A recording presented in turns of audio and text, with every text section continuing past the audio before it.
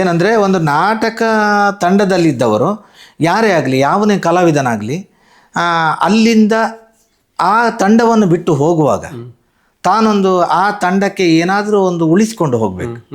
ಅಲ್ಲದೆ ಅಲ್ಲಿ ತಂಡದಲ್ಲಿಯೇ ಬೆಳೆದು ತಾನೊಂದು ತಂಡ ರಚಿಸಲಿ ಇಲ್ಲವೇ ಏನೇ ಮಾಡಲಿ, ಅಲ್ಲಿ ಹೋಗಿ ಈ ತಂಡವನ್ನು ದೂರುವುದು ಅದು ಎಲ್ಲ ಮಾಡಬಾರ್ದು.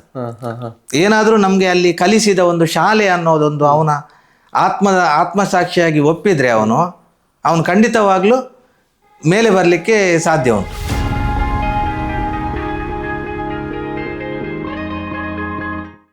ನಮಸ್ಕಾರ ವೀಕ್ಷಕರೇ, ಧ್ವನಿಕಾ ಸ್ಟುಡಿಯೋಗೆ ಸ್ವಾಗತ.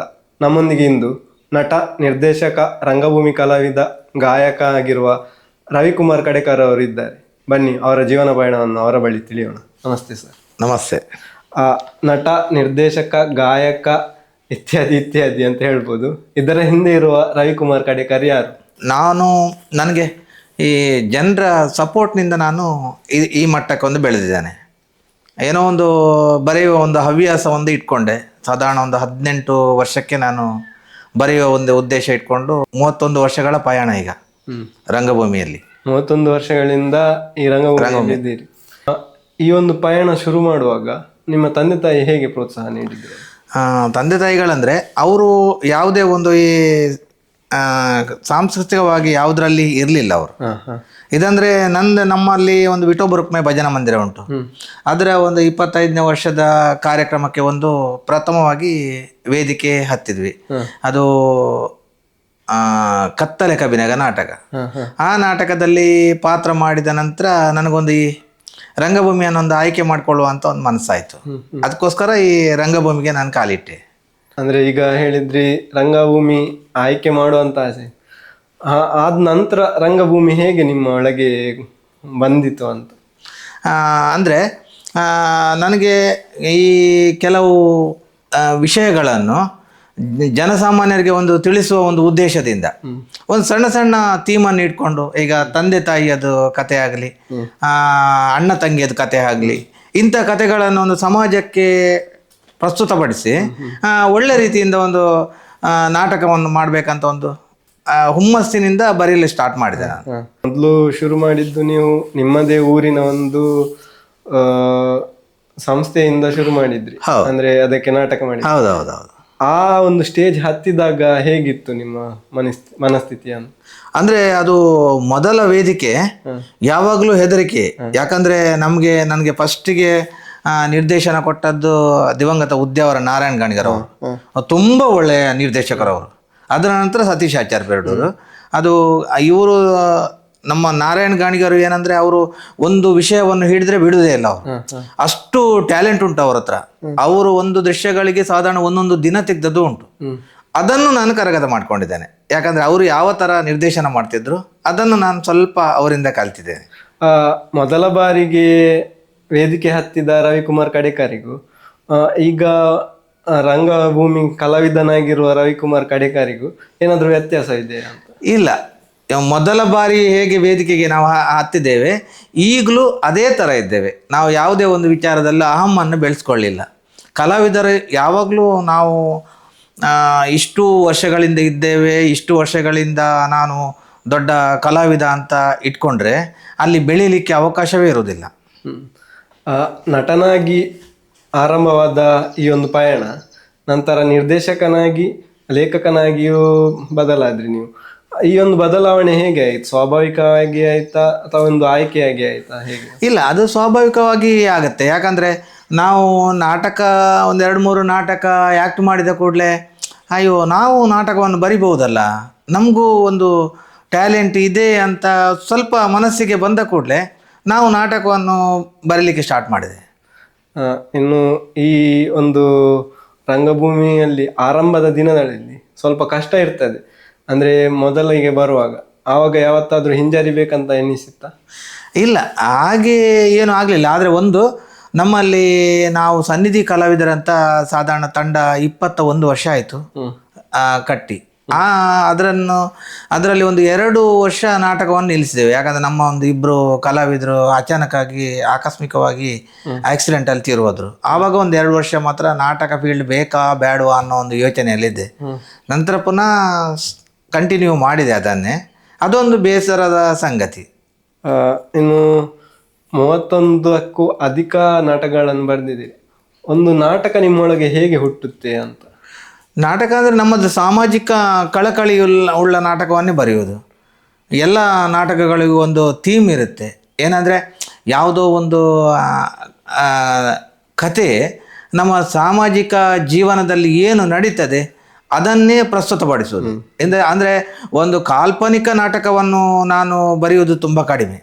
ಕಾಲ್ಪನಿಕವಾಗಿ ರಚನೆ ಮಾಡಿದ್ದೆ ತುಂಬ ಕಡಿಮೆ. ಯಾಕಂದರೆ ಈಗ ನೋಡಿ, ಪುರ್ಸೊತ್ತಿಜ್ಜಿ ನಾಟಕ, ಬರೆದು ಮುಗಿದಿಜ್ಜಿ, ಇದು ಎಲ್ಲ ಸಾಮಾಜಿಕ. ಅಂದರೆ ತಂದೆ ತಾಯಿಯನ್ನು ಮಕ್ಕಳು ನೋಡುವುದಿಲ್ಲ, ಆ ಮಕ್ಕಳು ಕೊನೆಗೆ ಆಶ್ರಮಕ್ಕೆ ಹಾಕೋದು. ಮತ್ತೊಂದು ಕನ ನಾಟಕ, ಅದರಲ್ಲಿ ಸಹ ಒಂದು ಮಾವ ಅಳಿಯನ ಒಂದು ಸಂಬಂಧ. ಹಾಗೆ ಇದು ಕಾಸ್ತಂಜಿ ತೋರ್ಜಿ ನಾಟಕ, ತನ್ನ ಸ್ವಂತ ಅಣ್ಣ ತಮ್ಮನ ನಡುವಿನ ಸಂಬಂಧಗಳು, ಅವರ ಬೇರ್ಪಡಿಕೆ, ಅಂದ್ರೆ ಅಂತ ವಿಷಯಗಳನ್ನೇ ನಾನು ಆಯ್ಕೆ ಮಾಡ್ಕೊಂಡದ್ದು. ಇನ್ನು ನೈಜ ಘಟನೆ ಆಧಾರಿತ ಕಥೆಗಳನ್ನು ಬರೆಯುವಾಗ ನಮ್ಮ ಸುತ್ತಮುತ್ತಲಿನ ಜನರ ಬಗ್ಗೆಯೂ ಕೂಡ ಬರಿಬೇಕಾಗ್ತದೆ. ನಿಮ್ಮ ಸುತ್ತಮುತ್ತಲಿನಲ್ಲಿರುವ ಜನರ ಬಗ್ಗೆ ಅದು ಬರೆದಿದ್ದು ಯಾವುದಾದ್ರೂ ಉಂಟಾ? ಇಲ್ಲ, 1-2-3 ನಾಟಕಗಳು. ಈಗ ನನಗೆ 7 ನಾಟಕಕ್ಕೆ ರತ್ನವರ್ಮ ಹೆಗ್ಗಡೆ ಪ್ರಶಸ್ತಿ ಬಂದಿದೆ. ಅದರಲ್ಲಿ ಒಂದು 3 ನಾಟಕ ಸತ್ಯ ಘಟನೆಯನ್ನೇ ಬರೆದದ್ದು ನಾನು. ಆದರೆ ಅದು ಅವರಿಗೆ ಯಾರಿಗೂ ತಿಳಿಯದಾಗೆ ಬರೆದಿದ್ದೇನೆ. ಸತ್ಯ ಘಟನೆ ಆಧಾರಿತವೇ.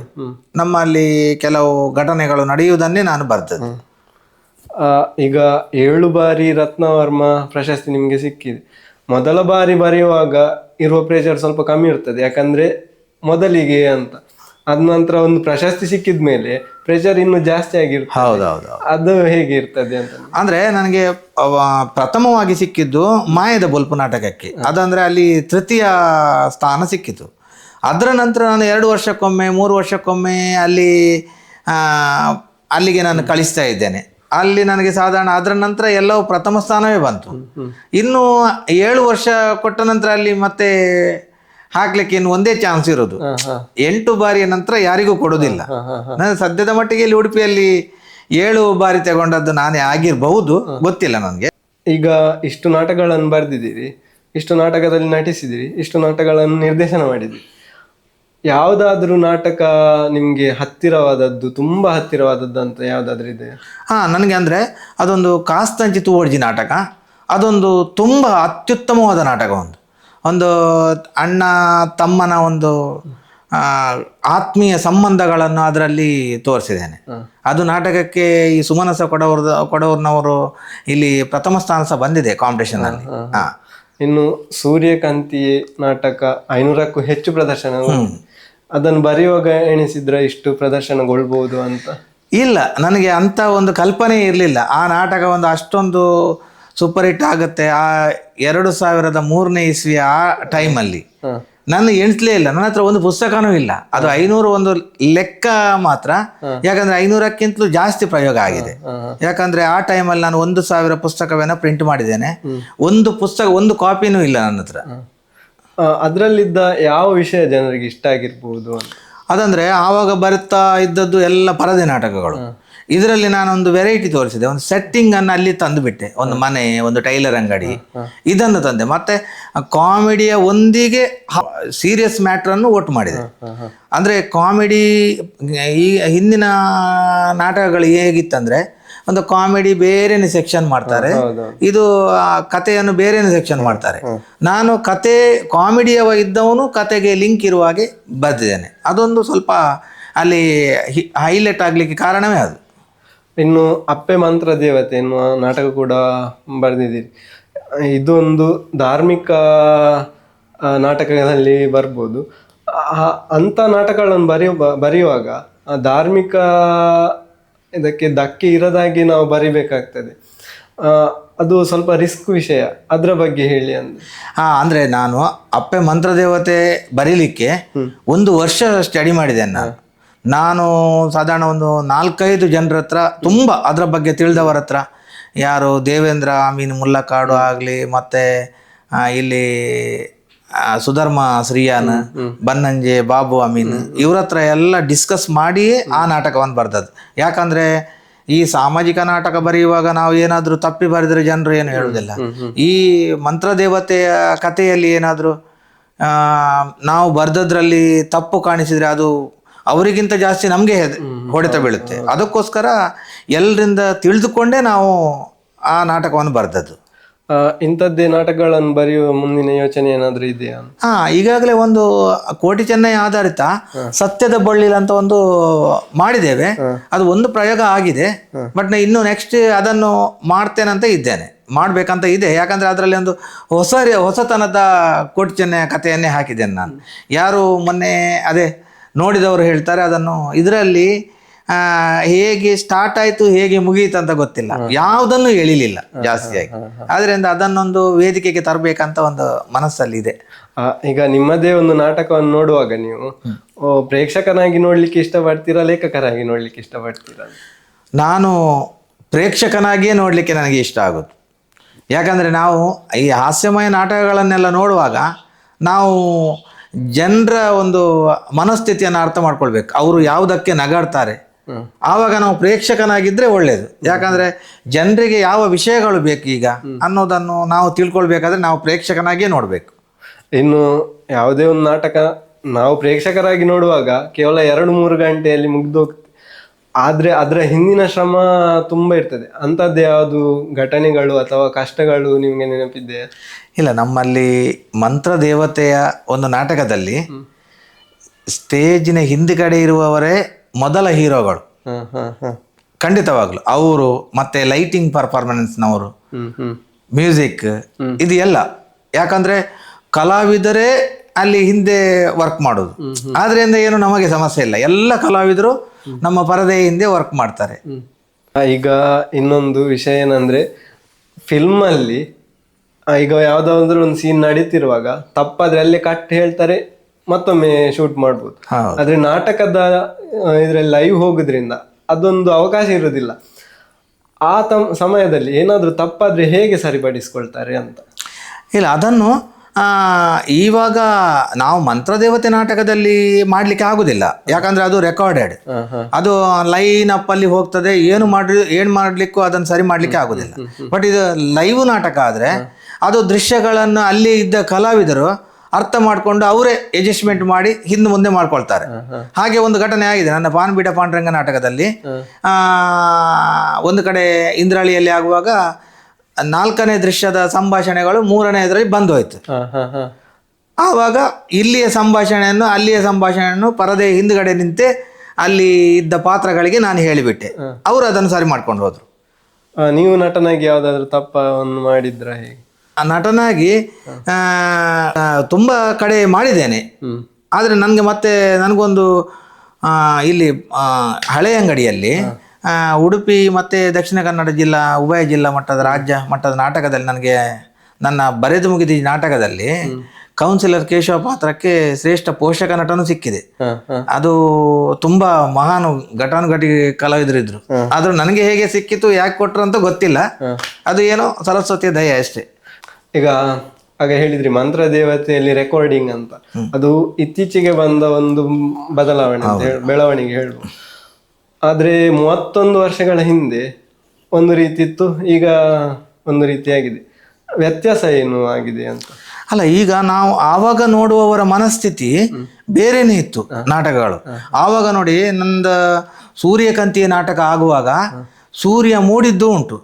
ನಾವು ಇಲ್ಲಿ ಸಾಧಾರಣ ಮಟ್ಟಿಗೆ ಒಂದು ಹಿರಿಯಡ್ಕ, ಕುಕ್ಕೆಹಳ್ಳಿ, ಪೆರಡೂರು ಈ ಸೈಡ್ ಹೋದ್ರೆ ಅಲ್ಲಿ 2 ನಾಟಕ ದಿನಕ್ಕೆ. ಒಂದು ನಾಟಕ ಆದ ನಂತರ ಇನ್ನೊಂದು ನಾಟಕ. ಅಂದ್ರೆ ಸೂರ್ಯಕಾಂತಿಯ ನಾಟಕ ಸೂರ್ಯ ಮೂಡ್ತಿದ್ದ ಬೆಳಿಗ್ಗೆ 6 ಗಂಟೆ ತನಕ. ಈಗ ಹಾಗೆ ಆಗುದಿಲ್ಲ ಜನರಿಗೆ. 2 ಗಂಟೆಯಲ್ಲಿ ನಾಟಕ ಮುಗಿಬೇಕು. 2 ಗಂಟೆ ಅಷ್ಟು ಕೂತ್ಕೊಳ್ಸುವಂತ ಒಂದು ಕೆಪಾಸಿಟಿನೂ ಬೇಕು. 2 ಗಂಟೆಗಿಂತ ಜಾಸ್ತಿ ಕೂತ್ಕೊಳ್ಳಿಕ್ಕೆ ಈಗ ಯಾರೂ ಸಾಧ್ಯ ಇಲ್ಲ. ಈಗ ಫಿಲ್ಮು ನೋಡಿ 2 ಗಂಟೆಗೆ ಮುಗಿತದೆ. ಈಗ ಇನ್ನೊಂದು ವಿಷಯ ಏನಂದ್ರೆ, ಈಗ ಅಲ್ಲಲ್ಲಿ ಕೆಲವು ಸಂಘ ಸಂಸ್ಥೆಗಳು ನಾಟಕ ಮಾಡ್ತಾರೆ, ಅದನ್ನು ಯೂಟ್ಯೂಬ್ಗೆ ಅಪ್ಲೋಡ್ ಮಾಡಿ ಬಿಡ್ತಾರೆ. ಒಂದು ನಾಟಕವನ್ನು ಬರೀಲಿಕ್ಕೆ ಕಷ್ಟ, ಅದರ ಹಿಂದಿನ ಕಷ್ಟ ಆ ಕಲಾವಿದರಿಗೆ ಗೊತ್ತಿರ್ತದೆ. ಇಂಥ ಅಪ್ಲೋಡ್ ಮಾಡುವವರಿಗೆ ಏನು ಹೇಳ್ತೀರಿ? ಅದು ಅದು ಈ ನಾಟಕ ಬರೆಯುವವರಿಗೆ ಒಂದು ದೊಡ್ಡ ದುರಂತ. ಯಾಕಂದರೆ ನಾಟಕ ಬರೆಯುವವರೇ ನಮ್ಮ ನಾಟಕವನ್ನು ಯೂಟ್ಯೂಬಲ್ಲಿ ಹಾಕಿ ಅಂತ ಹೇಳಿದರೆ ಏನು ಪ್ರಾಬ್ಲಮ್ ಇಲ್ಲ. ಆದರೆ ಈಗೀಗ ಏನಾಗಿದೆ ಅಂದರೆ ಈ ನಾವಂತಲ್ಲ, ಯಾರೋ ಬರ್ದ ಹಳೆಯ ನಾಟಕಗಳನ್ನು ಅದರ ಕೃತಿಚೌರ್ಯ ಮಾಡಿ ಅವರೇ ಒಂದು ನಾಟಕವನ್ನು ಬರ್ದ ಹಾಗೆ ಮಾಡಿ ಅದರ ಹೆಸರು ಬದಲು ಮಾಡ್ತಾರೆ. ಇದು ಎಷ್ಟೋ ಆಗಿದೆ. ಅದೇ ಒಂದು ಕೆಟ್ಟ ಬೆಳವಣಿಗೆ ಅಂದರೆ ಅದೇ. ಯಾಕಂದರೆ ಎಷ್ಟೋ ಕಷ್ಟಪಟ್ಟು ಕೆಲವರೆಲ್ಲ ಬರ್ದಿರ್ತಾರೆ. ಅಂಥ ನಾಟಕಗಳನ್ನು ನಾವು ಒಂದು ರಾತ್ರಿ ಹಗಲಾಗೋದ್ರೊಳಗೆ ಎಲ್ಲವನ್ನು ಚೇಂಜ್ ಮಾಡೋದಂದ್ರೆ ತುಂಬ ಬೇಸರದ ವಿಷಯ. ಅಂದರೆ ಅದೇ ಕಾಪಿ ಮಾಡ್ತಾರೆ. ಕಾಪಿ ಮಾಡಿದ್ರು ಏನು ಮಾಡ್ತಾರಂದರೆ ಅಲ್ಲಿರುವ ಕತೆಗಳನ್ನು ಇಟ್ಕೊಂಡು ಅಲ್ಲಿ ಈಗ ತಂದೆ ಮಗ ಇದ್ದರೆ ಇಲ್ಲಿ ಚೇಂಜ್ ಮಾಡುವಾಗ ಅವರು ಮಗ ತಾಯಿ ಮಾಡ್ತಾರೆ ಅಷ್ಟೇ, ವ್ಯತ್ಯಾಸ ಅಷ್ಟೇ. ಸಂಭಾಷಣೆ 6 ಪೇಜ್ ಸಂಭಾಷಣೆಯನ್ನು ಅದನ್ನೇ ಯೂಸ್ ಮಾಡ್ತಾರೆ. ಖಾಲಿ ಸಂಬಂಧವನ್ನು ಚೇಂಜ್ ಮಾಡಿಬಿಡ್ತಾರೆ. ಯಾರು ಮಾತಾಡುವಾಗಿಲ್ಲ, ಅದಕ್ಕೊಂದು ರೆಕಾರ್ಡ್ ಇಲ್ಲಲ್ಲ ಹಿಂದೆ. ಇವಾಗಾದರೆ ನಾವೊಂದು ವಿಡಿಯೋ ಮಾಡಿ ಇಟ್ಟರೆ ಯಾರಾದರೂ ಚೇಂಜ್ ಮಾಡಲಿಕ್ಕಿಲ್ಲ, ಅದು ಅದೇ ನಾಟಕ ಅಂತ ಗೊತ್ತಾಗತ್ತೆ. ಈಗ ಎಲ್ಲರ ಕೈಯಲ್ಲಿ ಮೊಬೈಲ್ ಇರೋದ್ರಿಂದ ಈಗ ಯೂಟ್ಯೂಬ್ ಮತ್ತೆ OTT ಜಮಾನ ಅಂತ ಹೇಳ್ಬೋದು. ಇಂಥ ಒಂದು ಸಂದರ್ಭದಲ್ಲಿ ಯುವಕರು ನಾಟಕ ಅಥವಾ ರಂಗಭೂಮಿ ಹತ್ರ ಬರ್ಲಿಕ್ಕೆ ಏನ್ ಮಾಡ್ಬೇಕು ಅಂತ? ಏನಂದ್ರೆ ಈಗ ಶಾಲೆಗಳಲ್ಲಿ ಯಕ್ಷಗಾನ ತರಬೇತಿ ಮಾಡ್ತಿದ್ದಾರೆ. ಅದೇ ರೀತಿ ಶಾಲೆಯಲ್ಲಿ ಹೆಚ್ಚಿನ ಶಾಲೆಗಳಲ್ಲಿ ಈಗ ರಂಗಭೂಮಿ ಕ್ಲಾಸನ್ನು ತೆಗೀತಿದ್ದಾರೆ. ಅದರಿಂದ ಇನ್ನು ಮುಂದಿನ ಪೀಳಿಗೆಯಲ್ಲಿ ಮಕ್ಕಳು ರಂಗಭೂಮಿ ಆಸಕ್ತಿ ಬೆಳೆಸಿಕೊಂಡ್ರೆ ಈ ಮೊಬೈಲ್ ಟಿವಿಯಿಂದ ಸ್ವಲ್ಪ ದೂರ ಹೋಗ್ತಾರಂತ ನನ್ನ ಅನಿಸಿಕೆ.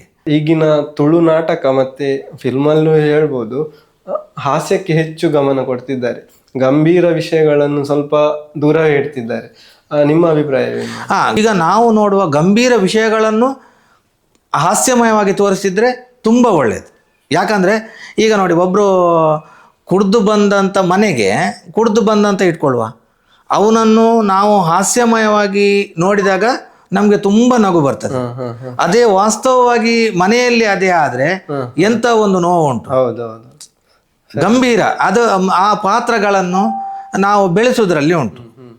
ಒಬ್ಬ ಪಾತ್ರಧಾರಿ ಕುಡಿದು ಬಂದಿದ್ರೆ ನಮ್ಗೆ ನೋಡುವಾಗ ನಗು ಬರ್ತದೆ. ಹೌದು, ಆದ್ರೆ ಅದು ಹೌದು, ಅದೇ ಆಗುದು. ನಾಟಕದಲ್ಲಿ ಸಹ ನಮ್ಗೆ ಬೇರೆ ಒಂದು ನಾಟಕವನ್ನು ನೋಡುವಾಗ ಹೀಗುಂಟಲ್ಲ ಹಾಗುಂಟಲ್ಲ ಅಂತ ಎಣಿಸ್ತೇವೆ. ಆದ್ರೆ ನಮ್ಮ ಮನೆಯಲ್ಲಿ ಅಂತ ಘಟನೆಗಳಾದಾಗ ನಮ್ಗೆ ತುಂಬಾ ನೋವು ಕೊಡ್ತದೆ. ಅಲ್ಲಿ ಏನಾಗ್ತದೆ, ಅಲ್ಲಿ ನಗ್ತೇವೆ ನಾವು, ಇಲ್ಲಿ ಬಂದು ನೋವು ಮಾಡ್ತೇವೆ. ಅಂತದ್ದು ನಿಮ್ಮ ನಾಟಕಗಳು ತುಳು ಮತ್ತೆ ಕನ್ನಡದಲ್ಲಿ ಇರ್ತದೆ. ಆದ್ರೆ ರಾಜ್ಯದ ಹೊರಗಡೆಯೂ ಕೂಡ ನಿಮ್ಮದು ನಾಟಕಗಳು ಪ್ರದರ್ಶನಗೊಂಡಿದೆ. ಹೊರ ರಾಜ್ಯದವರಿಗೆ ಹೇಗೆ ಅನಿಸ್ತದೆ ನಿಮ್ಮ ನಾಟಕ?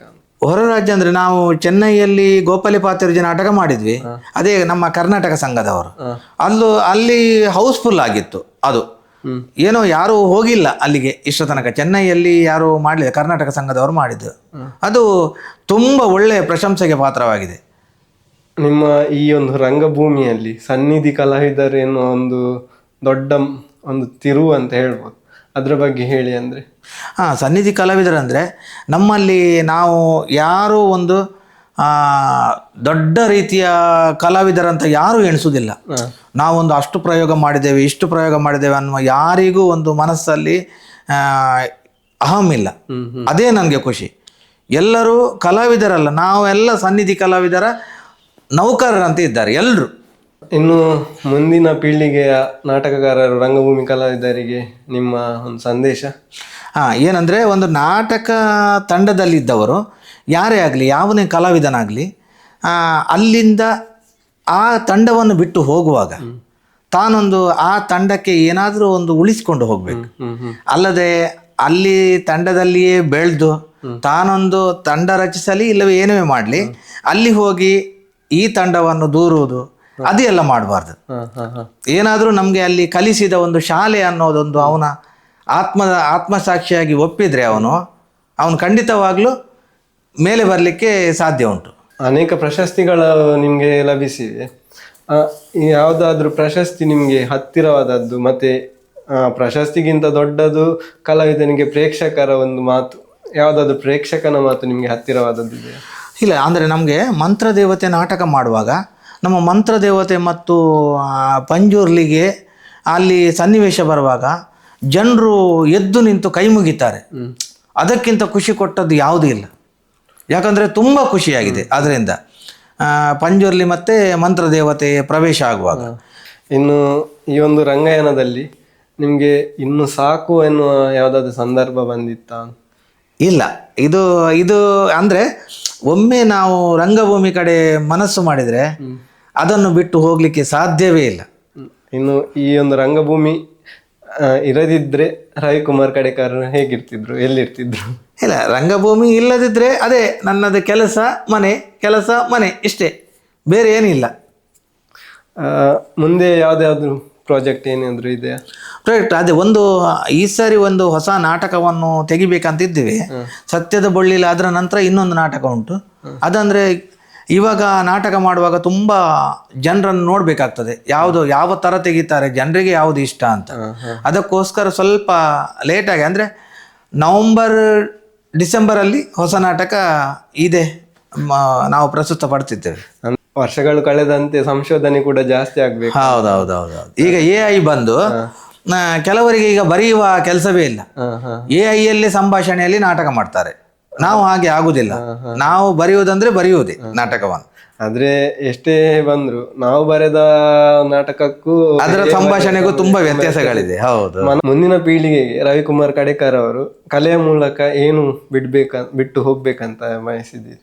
ಏನಂದ್ರೆ ಅವರು ಏನ್ ಮಾಡ್ಬೇಕಂದ್ರೆ, ಒಂದು ನಾಟಕ ಆಗಲಿ ಎಲ್ಲಿಯೇ ಆಗಲಿ ಒಂದು ಡೈರೆಕ್ಷನ್ ಕೊಡುವವರಿಗೆ ಅವರು ಏನು ಹೇಳ್ತಾರೆ ಅದನ್ನು ಅವರು ಕ್ಲಿಯರ್ ಆಗಿ ಕಲಿಬೇಕು. ಎಲ್ಲವನ್ನು ಕಲಿತು ಅವರು ಒಂದು ನಾಟಕ ಮಾಡಲಿ ಅಲ್ಲ 1,000 ನಾಟಕ ಮಾಡಲಿ, ಅವನಾಗಲಿ ಅವಳಾಗಲಿ ನಾವು ದೊಡ್ಡ ಕಲಾವಿದರಂತ ಮನಸ್ಸಿನಲ್ಲಿ ಇಟ್ಟುಕೊಳ್ಳದಿದ್ದರೆ ಅಷ್ಟೇ ಸಾಕು. ಎಷ್ಟೇ ಒಂದು ನಾಟಕ ಮಾಡಲಿ 1000 ನಾಟಕ ಮಾಡಲಿ, ಪ್ರತಿ ಸಾರಿಯೂ ಅವನು ವೇದಿಕೆ ಹೋಗುವಾಗ ನಾನಿನ್ನೂ ಕಲೀಲಿಕ್ಕಿದೆ, ಇಲ್ಲಿ ಕಲೀಲಿಕ್ಕೆ ತುಂಬ ಇದೆ ಅಂತ ಒಂದು ಮನೋಭಾವನೆ ಬಂದರೆ ಅದೇ ಈಗಿನ ಯುವ ಪೀಳಿಗೆಗೆ ಉತ್ತಮ. ಮುಂದಿನ ದಿನಗಳಲ್ಲಿ ನಿಮ್ಮಿಂದ ತುಂಬ ಒಳ್ಳೊಳ್ಳೆ ನಾಟಕಗಳನ್ನು ನಿರೀಕ್ಷಿಸಿದ್ದೆ. ಹೀಗೆ ನಿಮ್ಮ ಕಲಾಪಯಣ ಮುಂದುವರಲಿ ಅಂತ ಬಯಸುತ್ತಾ ಈ ಒಂದು ಸಮಯಕ್ಕೆ ಧನ್ಯವಾದಗಳು ಸರ್. ಧನ್ಯವಾದಗಳನ್ನು. ಇನ್ನು ನೀವು ಅಲ್ಲಿಂದ ಇಲ್ಲಿ ಬಂದು ನನ್ನನ್ನು ಸಂದರ್ಶನ ಮಾಡಿದ್ದಕ್ಕೆ ಧ್ವನಿಕಾ ಸ್ಟುಡಿಯೋ ನಿಮಗೂ ಧನ್ಯವಾದಗಳು. ವೀಕ್ಷಕರೇ, ಇದಾಗಿತ್ತು ರಂಗಕರ್ಮಿ ರವಿಕುಮಾರ್ ಕಡೇಕರ್ ಅವರ ಮಾತು. ಇಂಥದ್ದೇ ವಿಡಿಯೋವನ್ನು ನೋಡಲು ಧ್ವನಿಕಾ ಸ್ಟುಡಿಯೋವನ್ನು ಸಬ್ಸ್ಕ್ರೈಬ್ ಮಾಡಿ ಬೆಲ್ ಐಕಾನ್ ಅನ್ನು ಒತ್ತಿ. ಈ ವಿಡಿಯೋ ವೀಕ್ಷಿಸಿದ್ದಕ್ಕಾಗಿ ಧನ್ಯವಾದಗಳು.